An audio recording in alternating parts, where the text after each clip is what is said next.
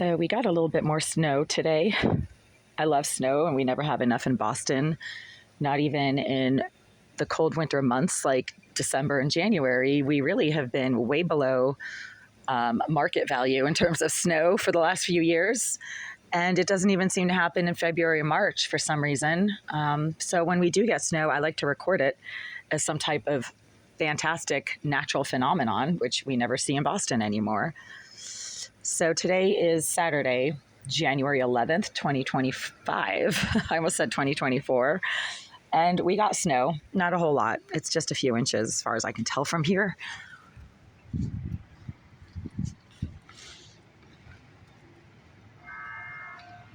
There's been a lot of screaming and shouting out on the street in this corner throughout the morning today.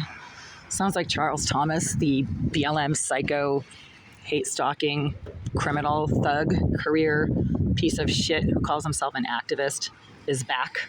He's been gone for a few months. It's been actually fairly quiet around here for the last, I'd say like 2 months. Since November, maybe since like Thanksgiving. That's when it started getting a little quieter in this corner, and you don't have the large groups of male, mentally disturbed psycho thugs taking over the corner right there and taking over the corner over by the door of the office of the Greenville Group, who seem to be sponsoring so-called BLM activists who are really just career criminals in their building, and allowing them to engage in a lot of aggressive, criminal, disruptive behavior towards other tenants who are not the same demographic or gender as these so-called BLM activists. Mr. Thomas seems to be one of their gang leaders, and I'm going to call them a gang because it's exactly what they are. Gangs of career criminals seem to now go under the label of BLM activists. But really, they're just career criminals who are in and out of the prison system. And Charles Thomas is one of them. Just look up his record. He has an extensive criminal record. I have no criminal record, but somehow I'm the bad guy for continuing to live in this building. And according to these so-called BLM thugs, I'm trespassing on their safe space. And they like to scream and shout on the corners right there for hours at a time, disrupting the entire neighborhood and destabilizing the area, which is maybe what they want.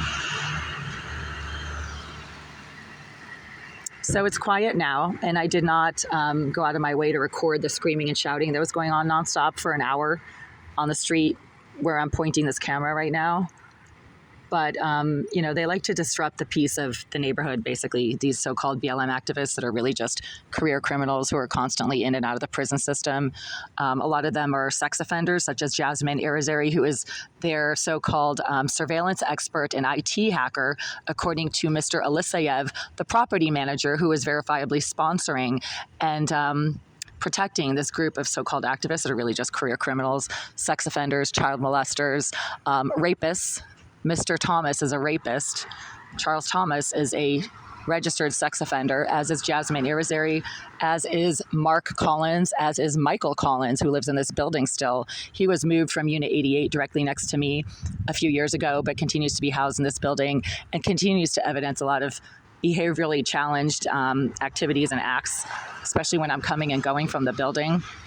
He likes to block the doorways and exits and scream and shout at me. He was actually sitting outside of the Green Street T station a few days ago and started screaming and shouting at me as I approached the station from Amory Street, and I recognized his voice because I had to listen to his voice shouting at me through the door of Unit 88 directly next door for years before the Greenville Group finally moved him to another floor. So these are the pieces of shit that I have to deal with on a regular basis. And it's really all about their behavior. It's not about where they come from or what they look like. I worked for many years to promote Barack Obama and to get him elected as the first African-American president of the United States. So I really don't have anything against anyone's skin color. I think Barack Obama was a brilliant man, continues to be a brilliant man, and a strong leader. So, it has nothing to do with skin color, obviously. But these stupid asswipes like to chalk everything up to skin color, pun intended, because they have no other card to play. They're nothing but career thugs who rape children and women and then claim that everyone is racist against them.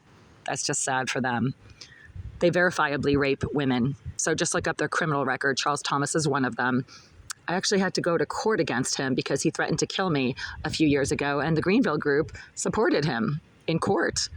But the Massachusetts DA's office charged Mr. Thomas with crimes against my person, rightfully so, and he was the defendant, and the Commonwealth was the plaintiff. So I had nothing to do with that. I was simply a witness in that case where Mr. Thomas was issuing threats against my person, saying that somebody needs to make this crazy bitch go away. And then the Greenville Group's attorneys aggressively defend these asswipes who are nothing but career criminals and child rapists or female rapists. They rape females. And, that's on them. You want to defend criminals? That's up to you. People who are verifiable criminals. I don't mean innocent people who've been charged with something they didn't do and there's no evidence or circumstantial evidence or very little evidence.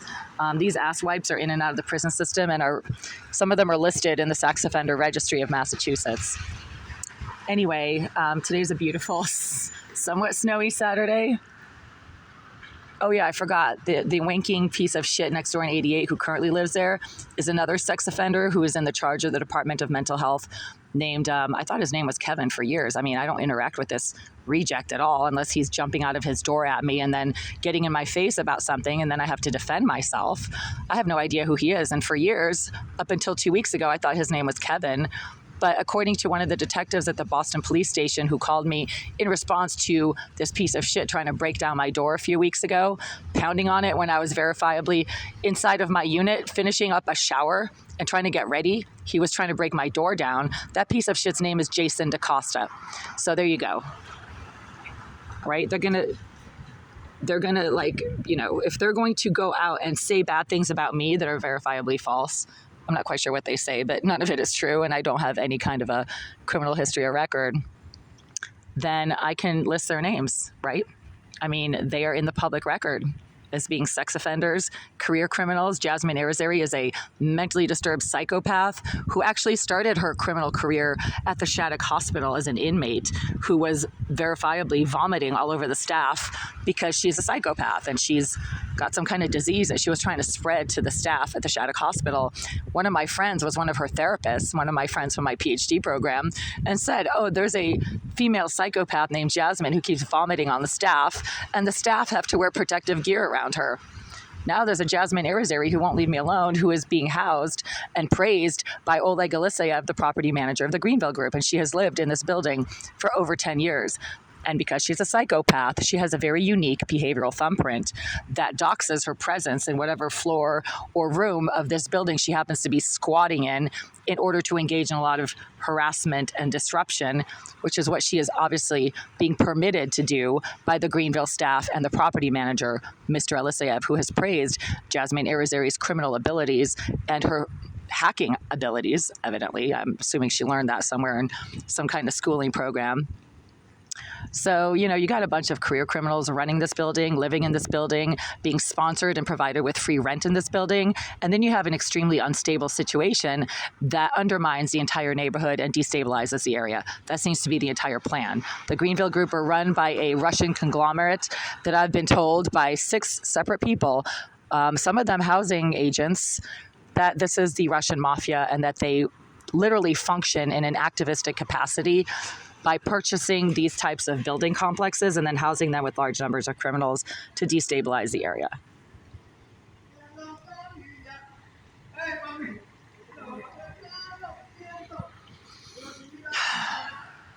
I hope we get more snow. I love snow. This is absolutely beautiful. I actually have stuff to do outside of the building today, so I need to get going. It was a very busy week this week, and I have another very busy week coming up, so a lot of stuff to get done. But for now, I'm just enjoying this gorgeous scenery. This is beautiful. I wish I could ski. I can ski, but I can no longer see well enough to ski, so I kind of miss traveling up to the mountains on snowy days like this and then taking advantage of the fresh powder. I really miss that.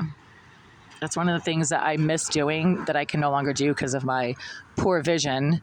I also can no longer drive because my vision is too bad for me to drive, but I loved driving, loved skiing, and I loved winter. I still do love winter, so I can at least still try to walk around in this without falling on my face. This is fantastic, and I'm glad that even just a few inches of snow fell last night. It's really refreshing, literally, and it makes everything just beautiful.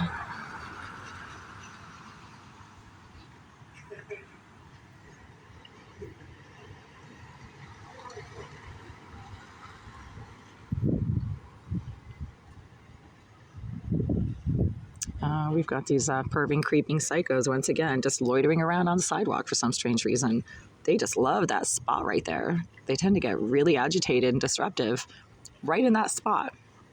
Not sure what the deal is with that one spot right there. It's weird. It's really cold outside. It's maybe 28, 29 degrees.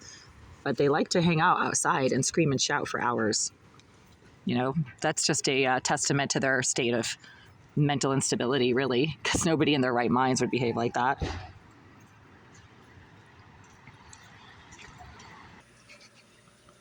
Okay, so now the same group of screaming, shouting, so-called activists that are really just no-life, low-life career thugs are back on the sidewalk outside of this window, shouting underneath the window. Okay, now they're quiet. So, of course, when I start filming again, then they're quiet. But they seem to have some behavioral issues that cause them to stand on the sidewalk directly outside of these windows for hours, getting really disruptive. And yesterday that went on for like 2 hours. The police had to show up and I think seemed to have taken a couple of them away because they were so disruptive during the middle of the afternoon on a weekday. So that just shows that these, low-life scum have nothing else going on. And then they just act in ways that destabilize the neighborhood and disrupt everybody's peace because they have nothing going on and have some severe behavioral issues.